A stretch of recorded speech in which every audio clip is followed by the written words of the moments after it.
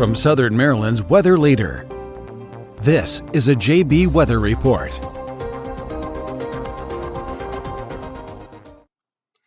Hey, hello and good evening, everyone. Forecaster John Bordash here to give you a quick update. I see our viewership numbers aren't necessarily going up as quick as they normally do, so it makes me wonder if the notification that we're going live actually went out. But if you can hear me fine, let me know in the comments before we get too underway. And awesome, I see Kimberly says she can hear me. So yeah, my first day of class is finally finished. It's been a long 12-hour day. And I think you all know me. I like the weather too much to stay away from it for too long. So I want to do a quick, I want to hop on here live, give you a quick update on kind of what it is we're looking at. Everything I'm going to talk about in this live video can be found in two places. The first will be the first call forecast for tomorrow night that I issued earlier today. That's linked in the description. The other link in the description is going to be the article I wrote up yesterday that details the pattern going forward and all the snow chances and what you can be looking forward to. And I see that more people are hopping on now, which kind of alleviates my worry that not everyone got the update that we were live. So good evening, everyone. Again, I'm here to give you a quick update. My first day of classes are done. I was able to get a 10-day forecast out for you earlier between my classes, and we are looking at a cold and potentially active period coming up. We have several chances for snow here, several bouts of cold air. Tomorrow looks to be the warmest day out of the next 10, maybe 14 days, so enjoy it while it's around. Tomorrow evening, we start to introduce that first threat for a potential wintry mix going from tomorrow night into Thursday. We'll get into amounts, timing, potential impacts here in just a second. Then we're going to clear out Thursday evening, first half of Friday. Then we have our next storm window we're watching. Friday night going into Saturday, which we will address. I'm sure you've seen a lot of talk about it, so we'll talk about it a little bit too. And then the next storm window will come Saturday night going into Sunday, potentially into Monday. I think we're moving that timing around a little bit. Monday is, looking cold. Tuesday brings another storm chance. So if you're looking for snow totals, and I don't have the banner up because I didn't have enough time to get to it. So I hope that doesn't mean we're going to have the comments flooded with a whole bunch of how much will my community see. Outside of tomorrow, I will not have snow totals for you. So I'm not telling you how much snow you're getting Friday, Saturday, Sunday, Tuesday, next Friday. I'm not I'm giving you all the... If you wanted that information, you can go over to some of the news stations that put out snow maps, 5 days in advance. I don't think that's a sound scientific practice. I don't put snow maps out or snow totals out till we're at least or no more than 48 hours out from an event. So once we get within 48 hours, then we'll start talking snow totals. So let's get into tomorrow night into Thursday morning start. I've been looking over the latest data today in between my classes. And we're looking at the same setup we talked about yesterday. We have a cold front moving through the region tomorrow. We're going to warm up tomorrow out ahead of it. That cold front moves through overnight. That cold front will bring moisture with it. The game and question we're playing here is how quickly is that cold air able to filter in behind it, and can we get maybe a little bit of a wave of low pressure that forms along this cold front and allows for any rain we see Wednesday night to transition over to maybe a little bit of a period of snow Thursday morning. I said this in the article, I said this yesterday, and I'll say it again. I'm not the biggest fan of these setups. These setups have burned me a lot. I think I can only count maybe 2, 3, maybe 4 times in the last 8.5 years of doing this where this type of a setup has actually produced accumulating snowfall. It can get really iffy, but let's walk through it. Let me bring on over here to Futurecast. This is the latest run that just came in. So this is tomorrow at 5 p.m., so less than 24 hours. We're not looking at too much. As we move this forward here, we'll see 6 o'clock. We start to see some rain showers pop up as that cold front comes closer. I think those rain showers likely look to hold off until after maybe about midnight. Once we get past midnight, we look to get some more moisture in here. Snow falling already out in the mountains. And we see rain really develop across the region. Rain could be moderate at times. But then as we approach sunrise tomorrow, we begin to see that switch over to snow. I will say the way this system on Thursday unfolds will greatly impact the way our system on Saturday, our Friday night into Saturday could unfold. And we'll get into that here in a second.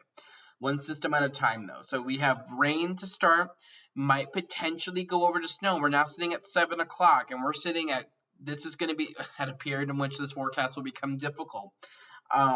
We would have rain at like 6 or so that might try to go over to a period of snow. We can see that. Let's put this back in motion here. This is 7, 8, 9, maybe looking at some snow. 10, 11, 12, and then moves out of here around midday. So the question is, this moisture that's going to move through will move through, I think, regardless of if it's snow or not.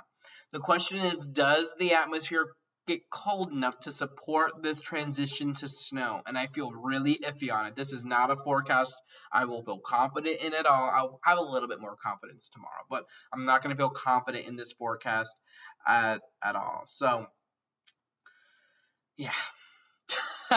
It's going to be fun. Let me bring it back on over here, and I believe the next slide here should be the snow forecast. Yeah. This is my first call for tomorrow morning, or for Thursday morning. Again, it's a low confidence forecast. I didn't put definitive ranges on this because I don't want to guarantee that anyone's going to see a coating or an inch. I think there's the potential for most regions to potentially get up to an inch, and there might be a specialized corridor. Let me bring it back over here to Futurecast, right? So this corridor here from Washington to the Mason-Dixon line to Philly over to parts of Jersey, where you're able to get heavy enough precipitation rates with the cold air at the same time, you may be able to see locally higher amounts up to 2 inches. The issue, if we come back here, you see 2 zones then of lower snow totals, one north of there, one south of there. The region north of there, that would be up here into southern parts of Pennsylvania. The issue is that the precipitation is likely moving out as the cold air comes in, and you can see that as it transitions to snow, it would be, the precip would be moving out.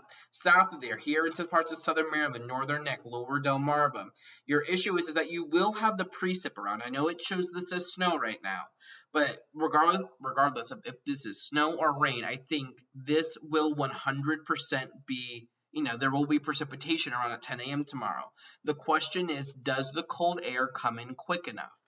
If it does not, you will not see nearly as much snow as you might see some other people forecasting. If it does come in quick enough, I do think we have the potential to see, inch, maybe 2 for some of you. So that's the game you're playing. North into southern PA, the cold air or the moisture moves out too quick. South of DC, the question is, does the cold air move in quick enough? So that's what we're seeing. We're gonna refine this forecast a lot tomorrow. This is just what I was able to put together this afternoon in between 2 of my education classes.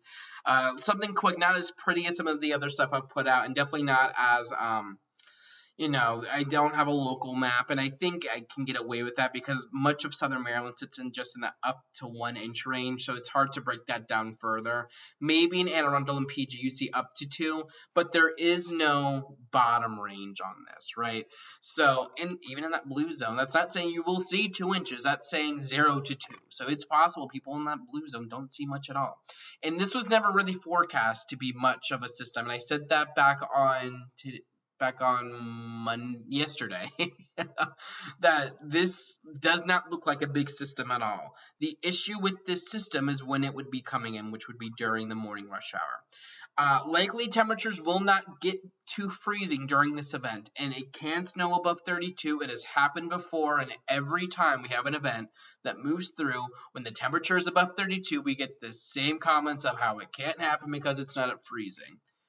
Even without this graphic, I can tell you it happens. You've seen it happen. The thing we'll be dealing with tomorrow, and I know some people are saying, yeah, it's not a lot tomorrow. I think what everyone is seeing, like 4 to 8 inches of snow about, would be the Friday system, which we'll get to here in a second.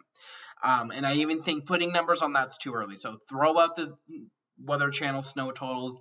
Please don't. The Weather Channel app is so trashy. It really is one of my pet peeves.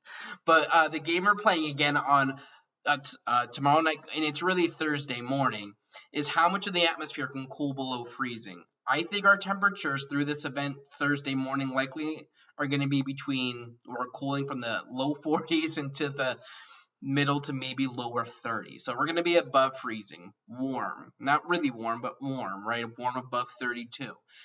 If we can get enough of the atmosphere above our heads to cool below 32, even though we won't be below 32, we live in a column of air, right? So just because we're at 32 doesn't mean the entire atmosphere is above 32. Because we're at 34, the air above us is able to be cooler than what we are sitting at here, and I think that's what we're dealing with. Let's get over to timing, and then we'll get into the Friday event that has a lot of eyes and a lot of hype around it. So Thursday morning, we likely see rain showers move in around midnight. And temperatures at that point are sitting in the low 40s. Look at that, 45, 44, 42 degrees, even by sunrise. As we get near sunrise, you might still be sitting in the 40s. So that transition to snow may not happen until after sunrise. Maybe like an 8 or a 9 o'clock in the morning is when that snow might mix in as those temperatures begin to cool, especially in the upper levels of the atmosphere. That could lead to a couple of slick spots on area roads. It's a little too early to detail if we would see school closings and delays on Thursday. What I do think is we could have some roadway impacts, which could lead to some delays and closures. So that's kind of, where we're sitting. I do think we see moisture move through the region Wednesday night into Thursday morning. I think it's likely we at least see rain. The question is, do we switch it over to snow? And it's going to be really hard to pinpoint that answer, but we're going to try our best. Let's move things on over here to the Friday into Saturday system. It is a lot of talk online, and I was able to catch a couple of the newscasts from the DC stations already kind of showing model data, and I'm not the biggest fan of that. This system has the potential to be bigger than the Thursday morning system. That cold front that pushes through the region is going to sag to the south, and it's going to stall out. The question here for our region is how fast does that cold front move through, and how strong is that boundary that it creates. Essentially, the more snow we see Thursday morning, or the more precipitation we see Thursday morning, and the longer it lingers, the worse snow lovers are for Friday. That's to say, it's kind of like we're dealing with like a defined amount of snow. Think of it that way. You might want all of it on Thursday. That means you're likely not seeing much Friday and Saturday. If you want Friday and Saturday snow, and it's really Friday evening into Saturday, then you really don't want to see much at all in the way of snow here on Thursday morning, and you want that front out of here before noon. These small differences really will make a big impact here with this system. How flat will the storm track be? This area, low pressure on Friday night, will look to form along the dying area, or that residual cold front that then stalls out south of our region. How far south does that get when this storm happens, right? And how strong is that storm track? Is that storm track more flat, or is it a little bit more amped up where the cold front has come through quicker and it's able to then bring that storm track build back to the north? That's the question we're dealing with, right? So let me show you what our American model looks like. And I didn't get this far loaded. Class literally just ended about 10 minutes ago. So I didn't have too much of a chance to get all of this together. But, we're working with it. And I know you all are going to work with me. So let me make sure I have all this loaded up before we get too underway. Okay, there we go. Let me bring you on over here. Let's zoom into our region. So here's how, and let's zoom out a little bit so you can get a better picture. Where is Southern Maryland on this map? Southern Maryland sits right about there, along with the northern neck. So keep your eye over there. All the other lines you really don't need to worry about. We'll talk about them as they come through. So let's come on over. So here comes our cold front. This is Thursday and Friday. Our American model shows, let's zoom in a little bit, that rain-snow mix over our region. Again, I'm not confident that we'll see snow out of this, but we'll leave it in the forecast as a potential. So that cold front, and you can see kind of how the precip is lined up, and that might not be the best color to use. Here's our cold front. It's moving through. Behind it, you see those blue lines? That is indicative of colder air working south, and you can, I think you see that high pressure to the north and west. That cold front sags south, so look at how that precip here moves to the south, and it then really stalls. It doesn't move too much more from this location, right? That high pressure continues to build in and push in colder air into our region. We are then going to see atmospheric energy move through this region and eventually pop an area low pressure. The question is, how far south does that front get, right? So if the front is slower, if we see precipitation lingering here into Thursday afternoon, that front can only get but so far south. We're talking the very next day. So if that front is up here, not the best case. You would ideally want it a little bit further south, right? So these are the differences we're monitoring. And what you will notice is look at the increase here of moisture as we push through. So you see our front, it's still there. The moisture here does not move much at all. And another factor we need to monitor as we head into for Thursday morning's forecast, you see this area low pressure that develops. There will be a wave of energy riding along this front as it pushes through, which is what might be able to help produce a little bit of extra moisture in our region. We'll see if that happens. That area low pressure forms. And our model here shows this is the American model. That area of snow trying to form. This is getting into late Friday night, getting into Saturday. Area low pressure pops here off the coast still along that cold front. You see it does not move, and this low pressure will track along it. It sets down almost kind of like train tracks for this system. The American model doesn't do much with it. The reason being the front's slower, the storm track isn't as amplified. So instead of the storm track being allowed to come up a little bit more like this, the storm track comes more like this, out to sea. Now, what I will say is that's not a bad look for Southern Maryland. If we come back here a frame, you can see where is the precip really centered? South of D.C. We're still, let's see, today's Tuesday, Wednesday. We're still 3.5, 4 days out from this event. I would not want to, and I'm a snow lover, so if you're not a snow lover, this isn't the way you're thinking, but for area snow lovers, right, you don't want to be in the bullseye this far out, because it will shift around. We see that happen all the time. And what we normally see with our modeling is it will trend northwest at the last minute. So this isn't a bad position for us to be in right now. So if this low pressure system were to be, let's call it 50 miles further north, you push all that up 50 miles north. And if you've been following long enough, you'll know what I'm going to say next. We have a Goldilocks zone. The Goldilocks zone for Southern Maryland snow is a system, and I think what might be easiest is if I come over here. Here we go. Now, let me get this off. The Goldilocks zone for Southern Maryland snow is you need a storm moving from west to east that tracks between Virginia Beach and Cape Hatteras. This is, probably about 150 mile window. Any storm that tracks through this region out to sea can produce bigger Southern Maryland snows. When you start to get storms that come up the coast like this, that introduces a mixed zone southeast of I-95. Any storm that tracks out to sea but is a little bit further north where it tracks more like this, we're looking at mixing. Tracks too far south, we're looking at very little actually happening. So that's kind of the game we're playing here, right? Let me bring it back over here. So that would be that system. Does it look like a blizzard? I don't think it does, honestly. Normally, when we get blizzards, our models are able to sniff that out plenty of time ahead, and they'll show that consistently. I don't see that for this storm. We will see, though. Let me remind you, with the Monday storm, the January 3rd storm that brought some parts of the region 15 inches of snow, my snowfall forecast 48 hours out was half an inch of snow in Huntingtown. They saw 15 inches. These forecasts can change on a dime, so be aware. What you're seeing today will not stick around tomorrow or the next day.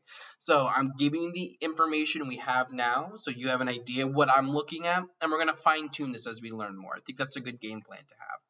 Area low pressure here moves out. Then we see yet another area low pressure down here to the south form, and it's going to follow almost the exact same storm track.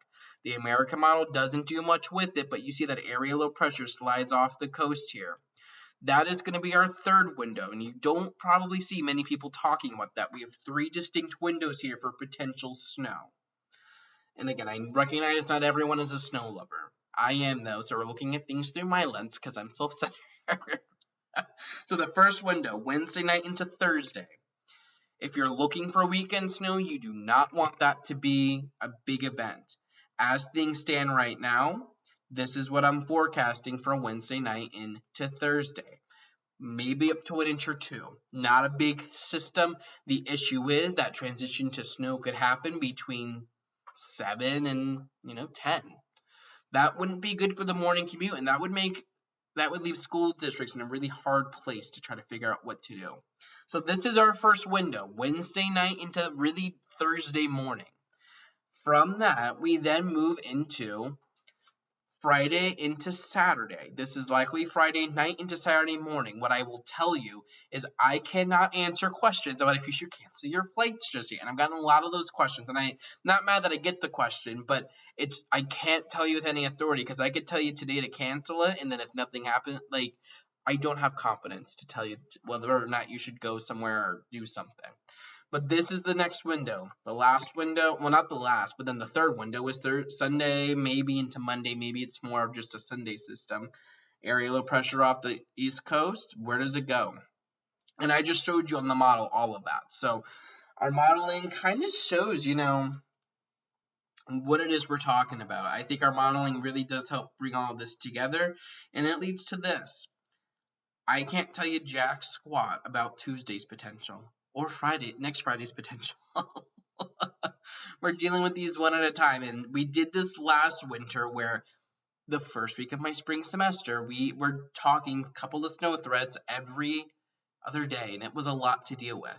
And I see we have our first spam message. Thank you. Block.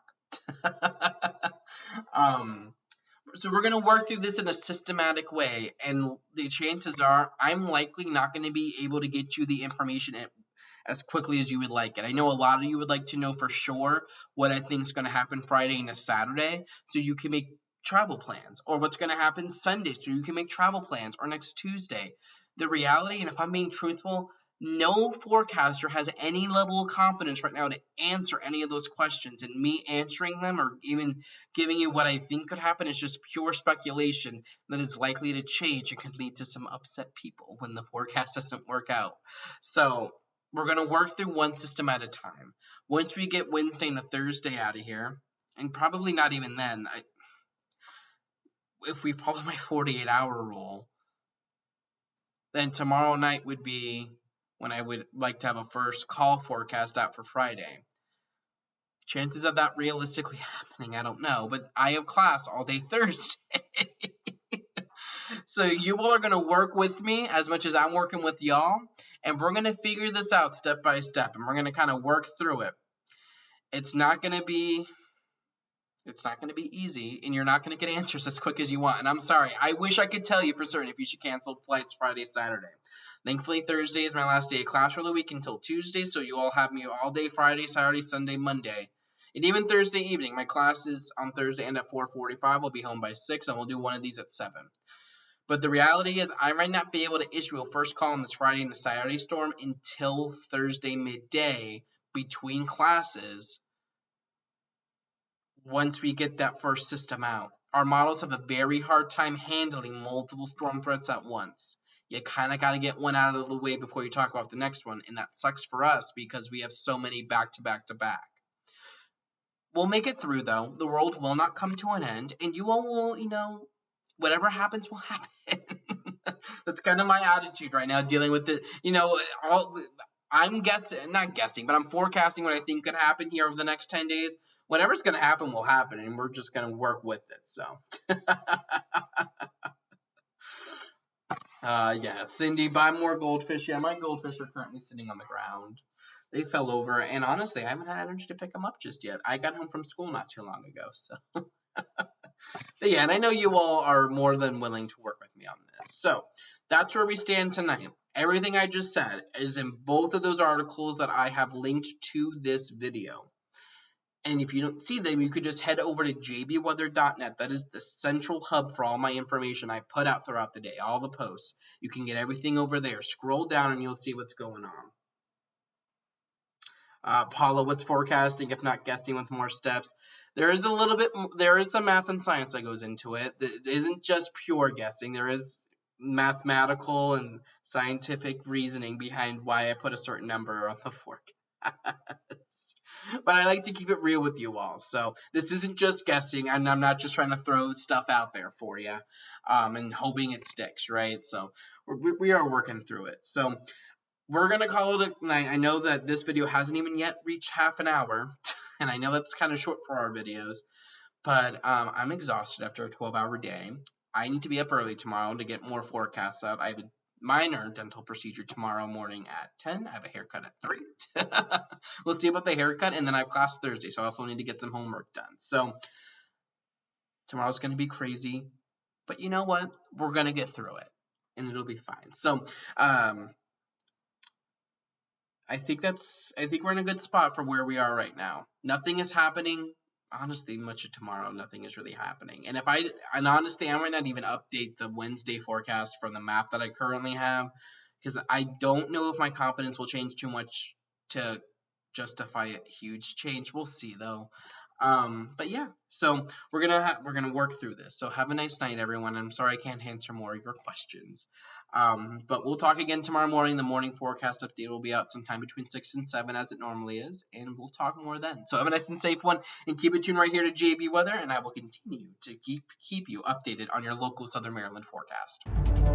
Check the forecast anytime online at jbweather.net.